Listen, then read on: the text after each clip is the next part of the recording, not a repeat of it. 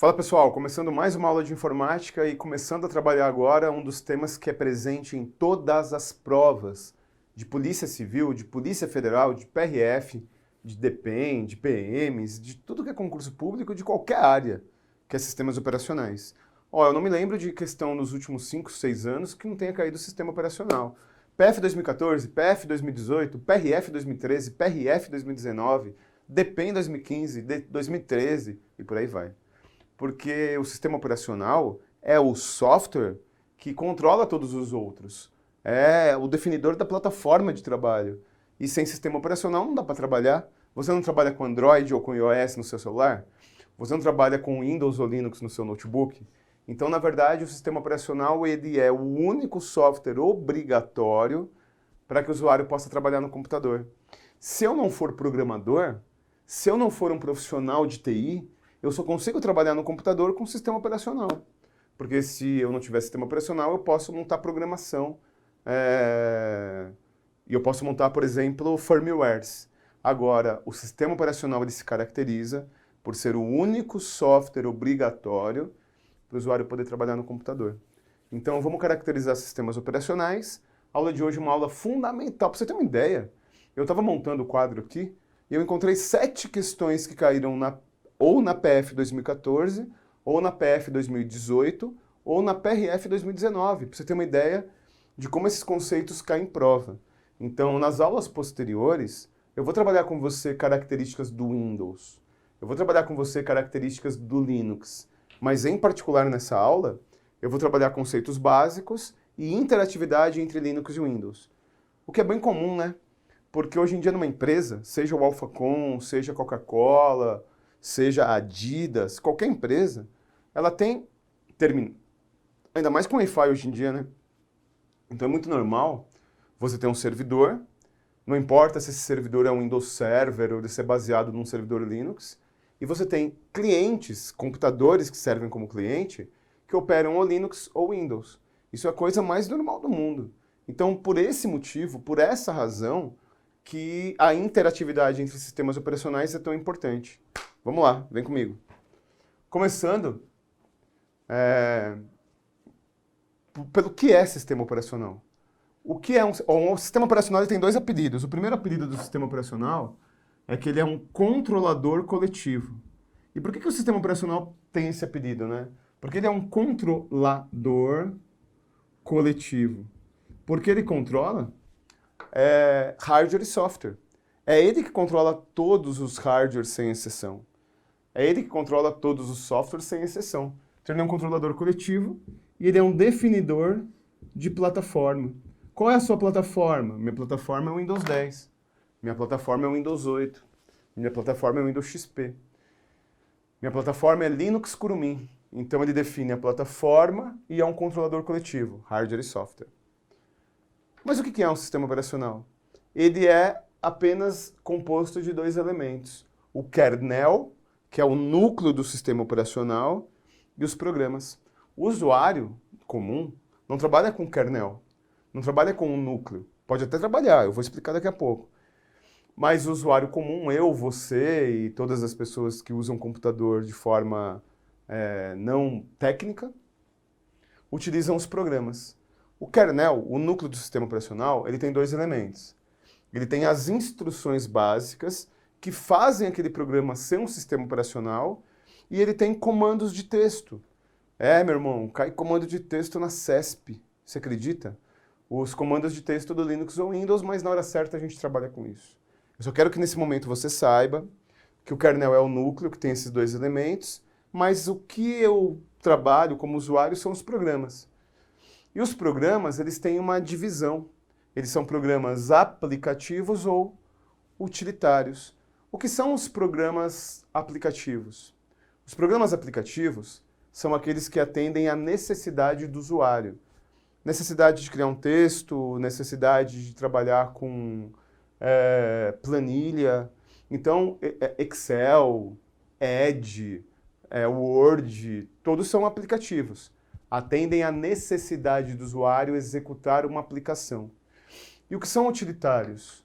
Utilitários são programas que atendem a uma necessidade da máquina, ou de prevenção, ou de correção de algum problema. Então existem utilitários que eles só existem para prevenir problemas na máquina. Existem utilitários que existem para corrigir problemas na máquina. Então, ó, mapa mental, porque ninguém está aqui para ter diploma de TI, ninguém está aqui para virar o Bill Gates. Estamos aqui para matar a questão da prova e virar policial, pronto, né? Ter estabilidade, qualidade de vida, salário todo mês. Então, o aplicativo, ele atende uma necessidade do usuário. O utilitário atende uma necessidade da máquina, perfeito? Quais as outras características dos sistemas operacionais?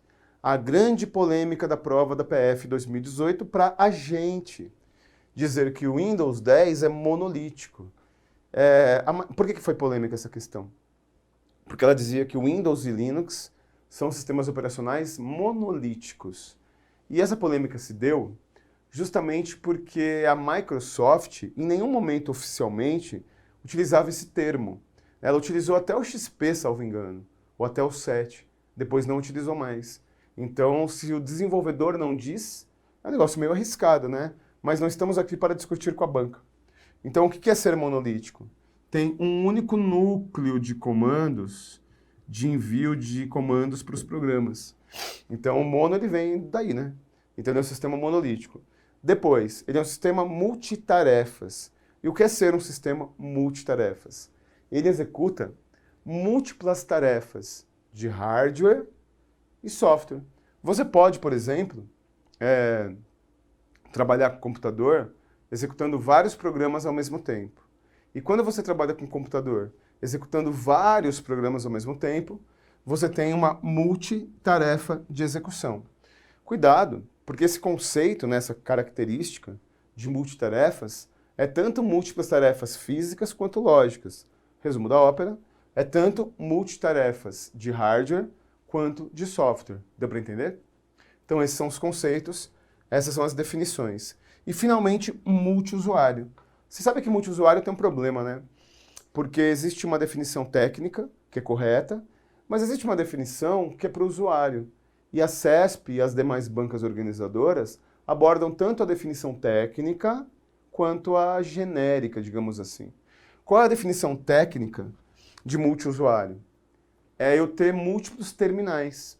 Né? Quando o Alphacom, ele na sua sede em Cascavel, tem Windows no computador, ele não comprou 200 licenças de Windows, 300 licenças de Windows. Ele comprou apenas uma. Só que essa licença, ela permite que eu instale em múltiplos computadores.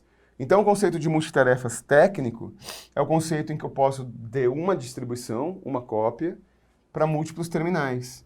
Então, é o conceito de multiterminais.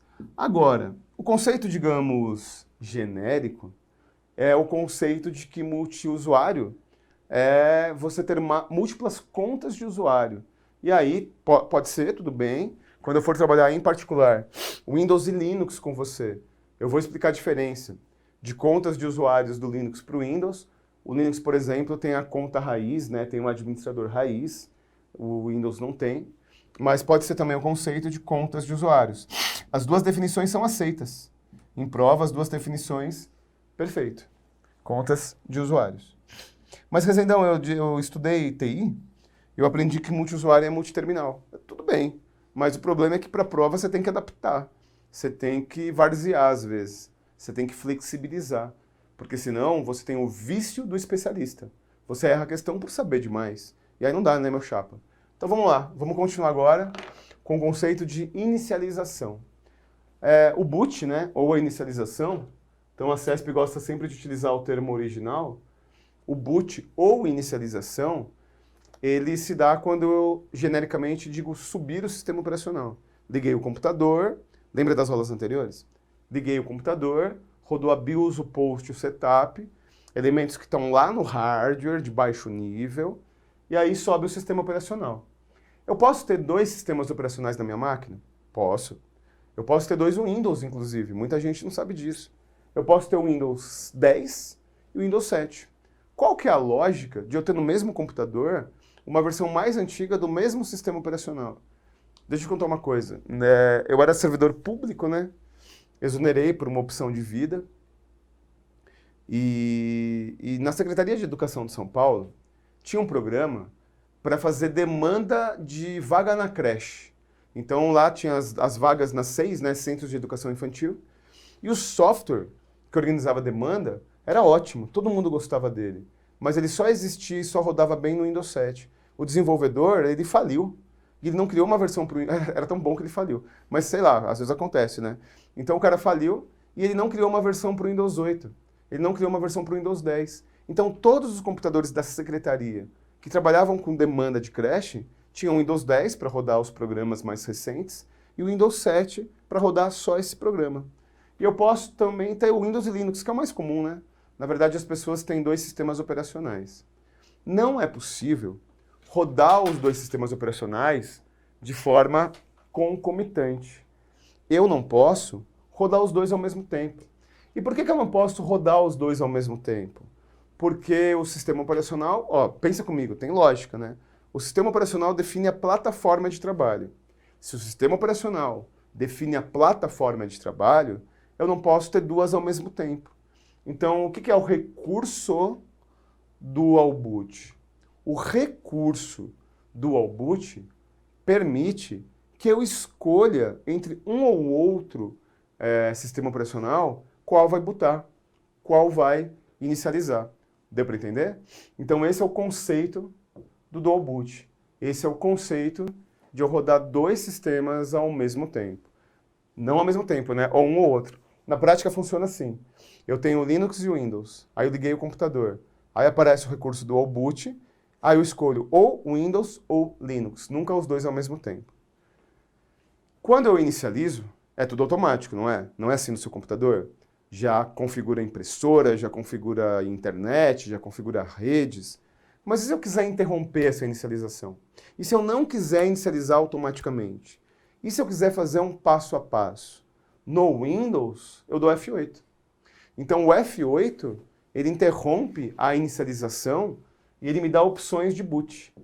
Para que serve isso, Rezendão? Uma aluna, ela veio para mim com um computador e falou, professor, eu comprei esse notebook para estudar, mas quando eu inicializo ele, ele trava.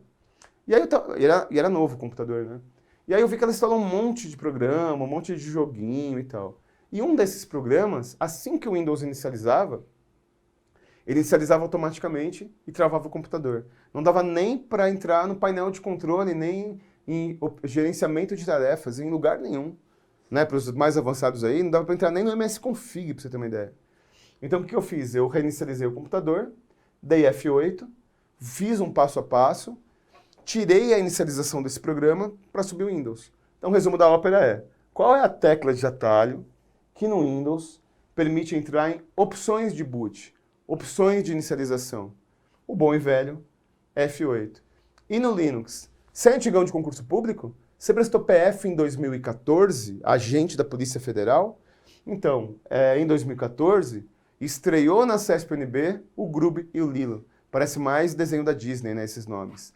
E o Grub e o Lilo, desde 2014, quando estrearam na prova da Polícia Federal, de agente, caem direto em várias provas da CESP-UNB.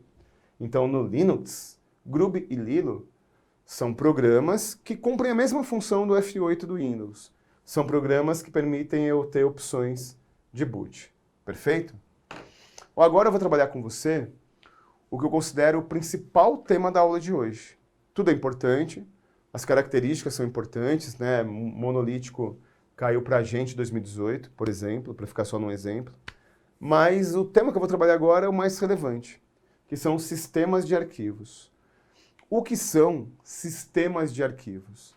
Sistemas de arquivos representam a forma que cada sistema operacional manipula as informações.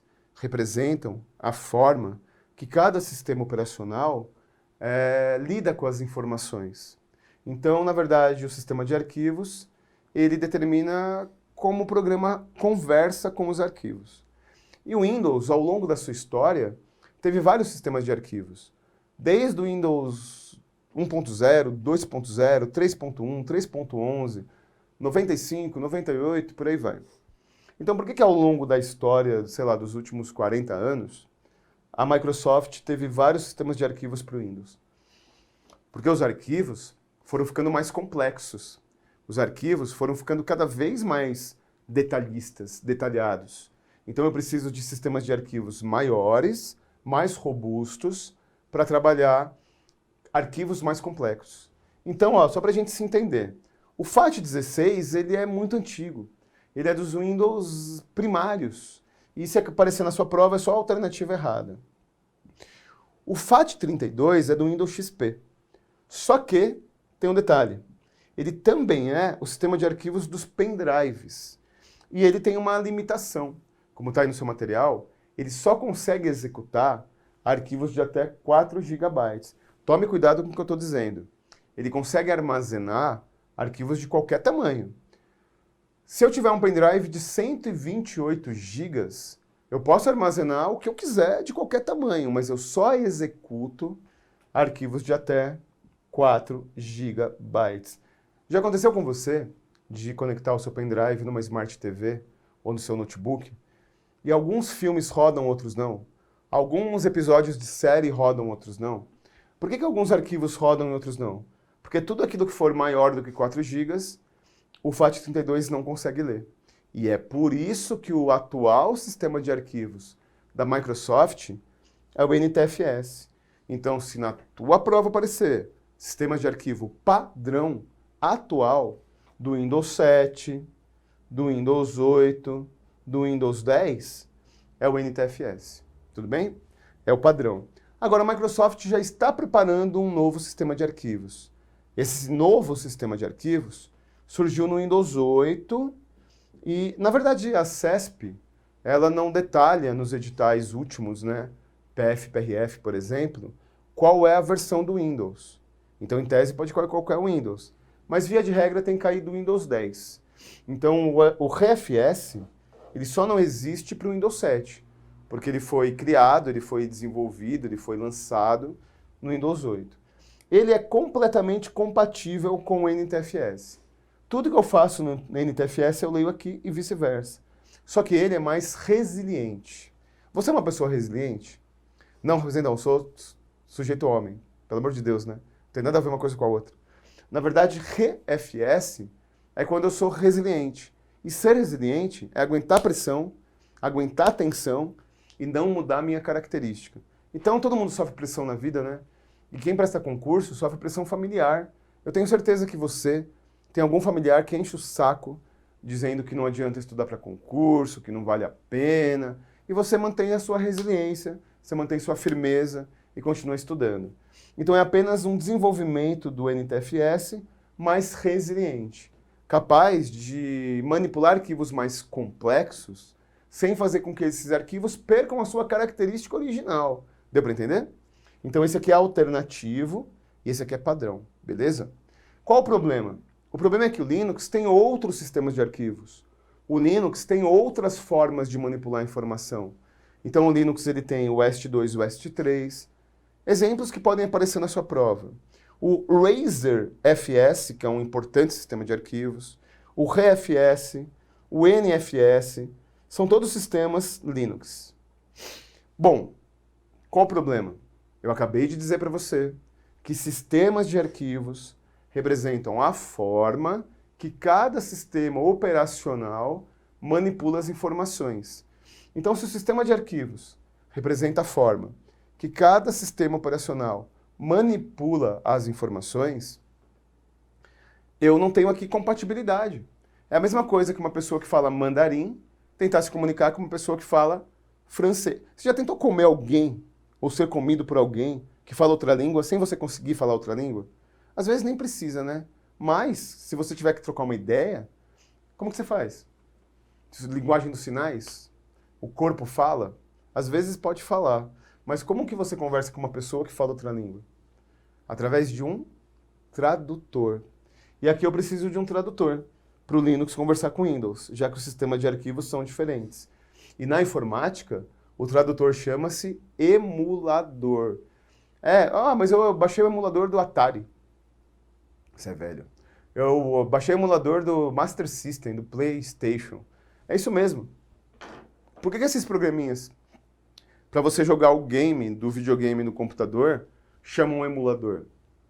Porque emular, o termo emular, é simular plataforma. E toda vez que eu simulo uma plataforma, eu estou trabalhando um sistema dentro de outro. Então vem comigo, vamos desenvolver o conceito de emuladores.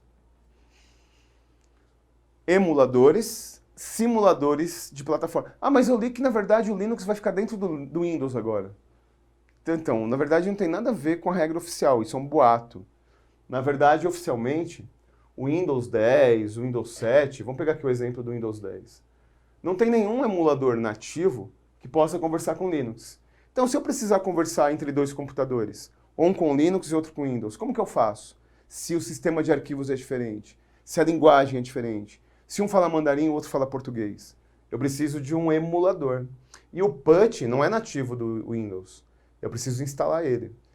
O PuTTY caiu também na PF 2014. Essa prova da PF 2014, meu irmão, em 2018, eu ouso dizer uma coisa, hein? Sacrilégio. Em 2018 foram 36 questões de informática, 18 básicas e 18 de TI. Em 2014 foram 18 apenas, a metade. Muito mais difícil. A parte básica, óbvio, né? Então a prova de 2014 foi mais cascuda e caiu o PuTTY. O PuTTY é um emulador Linux que eu instalo no Windows, para o Windows conversar com Linux. E o caminho contrário? E se eu estiver no Linux e quiser conversar com Windows? Aí existem vários.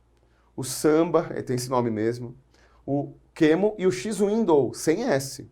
Então, se eu estou aqui e quero conversar aqui, PuTTY. Se eu estou aqui e quero conversar aqui, Samba, QEMU e X-Window. Só lembrando, X-Window é uma pegadinha, né? Eu não instalo no Windows. O X-Window, ele é para redes de computadores. Ele é indicado para redes. Tudo bem?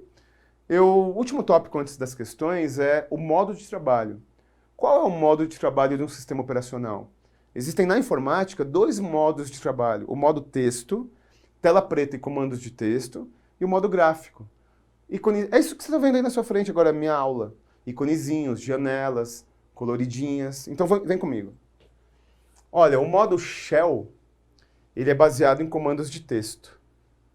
Então o modo shell, ele é o modo do DOS, por exemplo, o sistema operacional primário. Então o DOS opera em shell. O Unix, um sistema operacional também primário, atua em shell. E o Linux, oficialmente, opera em shell. O Linux, quando ele foi criado pelo Linus Torvalds, o criador do Linux, era uma tela preta com comandos que você digitava. Então o Linux opera em modo shell. E no modo shell, eu tenho isso mesmo, é tipo Matrix. Tela preta e comandos de texto. Se você for antigão, se você estudou informática, TI, tecnologia da informação, você deve ter trabalhado com DOS. Agora, e o Windows? O Windows ele opera em modo gráfico, interface gráfica amigável, ou a GUI, o termo originalmente em inglês. E o modo gráfico, que é do Windows, ícones, janelinhas, também é do Linux. Então o Linux ele tem duas formas de trabalho, dois modos de trabalho, modo shell e modo gráfico. E se o modo shell está baseado em comandos de texto, lembra os comandos de texto que estavam lá no kernel? Então, é para isso aqui. Nas outras aulas eu vou explicar quais os comandos. E se o modo shell está vinculado a texto, o modo gráfico está vinculado a ícones e janelas. Olha como a informática ela deu um salto qualitativo com a criação das interfaces gráficas. No modo shell, eu digito um monte de comando move, dá origem, dá o destino, para mover um arquivo de uma pasta para outra. Aqui, meu chapa, basta você selecionar o arquivo e arrastar com o cursor do mouse até o outro iconezinho. Então são esses dois modos de trabalho. Perfeito? Eu falei para você que o tema mais importante da aula de hoje é sistemas de arquivos. É aquilo que mais cai nas provas e na CESP-UNB. Então vamos lá. Afinal de contas, a prática é o critério da verdade. Já diria um velho revolucionário. De nada adianta ficar na teoria se você não verifica como tudo isso cai na prova. Então vem comigo, vamos para as questões aí do seu material, para verificar como tudo isso que eu falei para você pode cair na sua prova. Primeira questão.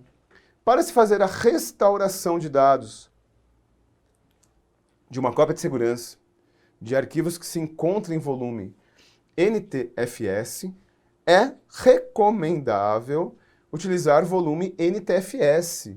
que tem a mesma versão daquele utilizado na feitura da cópia de segurança. Olha, aqui tem uma questão que fala de sistema de arquivos, né, nesse caso. Em particular, ele trata do sistema de arquivos padrão da Microsoft, que, como eu expliquei para você, é o NTFS. Se eu quiser criar uma cópia de segurança, se eu quiser estabelecer uma cópia para restaurar o meu computador, e se o volume do conteúdo copiado for NTFS, o ideal é que eu não só utilize NTFS nesse conteúdo, seja o HD externo, seja um outro computador, com a mesma versão. Então você concorda que para que eu tenha... isso aqui é uma questão que fala de sistema de arquivos, lógico, né? Mas ela serve como um todo para toda a informática. Porque para que eu tenha compatibilidade, o recomendável é que eu utilize versões similares. É óbvio que vários programas, vários sistemas de arquivos, um lê a versão anterior, mas a palavra recomendável ela é aberta. Não diz que é obrigatório, mas recomendável. E o que você aprendeu quando você começou a estudar informática, quando você começou a focar em carreiras policiais? Que questões fechadas, absoluto, obrigatório, sempre, tendem a estar erradas. Questões abertas, recomendável, útil, na maioria das vezes, tendem a estar certas. Essa questão ela segue a regra, portanto está certa. Próxima questão. Com relação ao sistema operacional Windows e ao ambiente Microsoft Office, julgue o item que segue. A forma de organização dos dados no disco rígido do computador é chamada de sistemas de arquivos, como, por exemplo, NTFS e o FAT32. Essa questão é uma questão que fala do Windows e do Office, tudo bem, né? É aquela regra da CESP de ter cabeçalhos genéricos, mas a questãozinha ela tá redondinha, né? Porque eu acabei de dizer para você que, afinal de contas, sistema de arquivos representa a forma que o sistema operacional manipula o conteúdo. Então, olha só, a forma de organização dos dados no disco rígido do computador é chamada sistema de arquivos. E aqui tem dois exemplos, né? NTFS e FAT32, os utilizados pela Microsoft. Questão certa. Próxima questão. Considerando que um computador de um analista de TI do Supremo Tribunal de Justiça tenha desligado inesperadamente quando ele utilizava o arquivo dados planilha txt, então aqui tem um caminho, né? Tem um caminho shell, né? Tem um caminho de texto, né? Diretório raiz, C2 pasta dados, arquivo planilha txt. Então, só para a gente se entender, o C2 é o diretório raiz. Dados é a pasta do diretório raiz. E planilha txt é o arquivo que está nessa pasta. Só para a explicação não ficar mecânica, txt é, por exemplo, uma extensão de texto básica do bloco de notas do Windows, né? Enfim, julgue o item que segue acerca dos conceitos de sistemas de arquivos e tecnologias de backup, que às vezes aparece como BKP em prova, que é cópia de segurança. Caso o sistema de arquivos do referido computador seja o NTFS, o sistema será corrompido quando a máquina for reiniciada. Então, olha só, na verdade eu estou atualizando arquivos, dados, conteúdo. Então, inesperadamente desliga o computador. Se for NTFS, perde tudo. O seu computador é NTFS. O seu computador com Windows 7, Windows 8, Windows Vista, Windows 10 é NTFS. E às vezes trava, né? Às vezes o conteúdo do computador trava. Significa que se o conteúdo travar, eu perco tudo? Claro que não, né? Portanto, essa questão aqui apresenta uma afirmativa errada. E aí, aproveitando essa questão, nenhum sistema de arquivos permite que eu bata o pé, garanta que se tiver desligamento de computador inesperado, eu perco tudo. Então tá errado para o NTFS, estaria errado para o RFS, tá errado para os sistemas Linux, porque uma coisa não tem nada a ver com a outra. Beleza? Vem comigo. Então, olha, nós começamos a trabalhar sistemas operacionais, características, inicialização, que é o boot, sistema de arquivos, o tema mais importante da aula de hoje, o tema que mais tem recorrência em prova. Resolvi 3 questões recentes da CESP sobre o tema. Modos de trabalho e emulação, perfeito? Então fica esperto, porque repito o que eu falei no começo da aula, viu? Eu não me lembro de concurso público recente, e quando eu digo recente, eu vou lá atrás, eu vou lá para PFF 2013, para Escrivão 2013, PF 2014, PF 2018, DPI 2015, né, 2013, 2015, e PRF 2019. Fora as PCs e PMs do Brasil inteiro. Sistemas operacionais desabem prova. Perfeito? Muito obrigado pela sua presença, pela sua paciência e ficar até agora comigo ao final da aula. Força e honra, eu estou com você até a sua aprovação.